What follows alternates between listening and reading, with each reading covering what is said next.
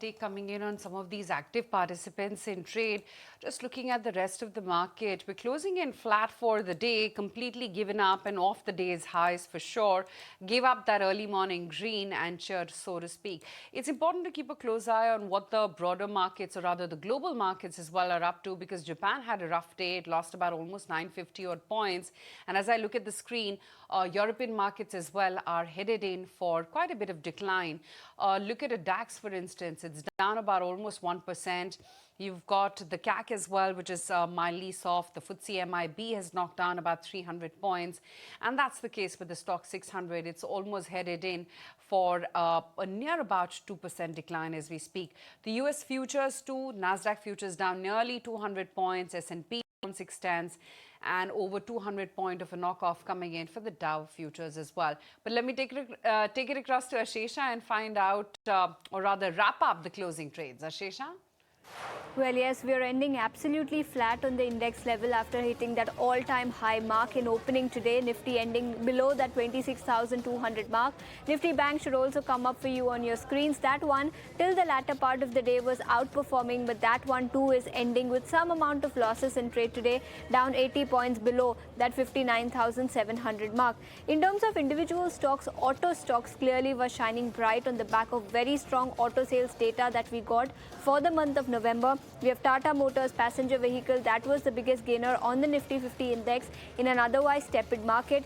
TVS Motor up nearly 4% at 3660. We have Maruti Suzuki. That one was also bucking the trend. Tata Motors PV up nearly 2%. Consumer durable stocks, meanwhile, were under pressure. Whirlpool, remember, shed nearly 10% last week on the back of that promoter stake sale. And after that, today also the stock was down another 8.5%. Amber Enterprises, V-Guard were also some of the other losers from the consumer durable pack. PSU banking stocks were rather better as compared to the other stocks. So we had the likes of Bank of Baroda, Indian Bank, Punjab and Sindh Bank, all of them maintaining some amount of gains in trade today in an otherwise tepid market.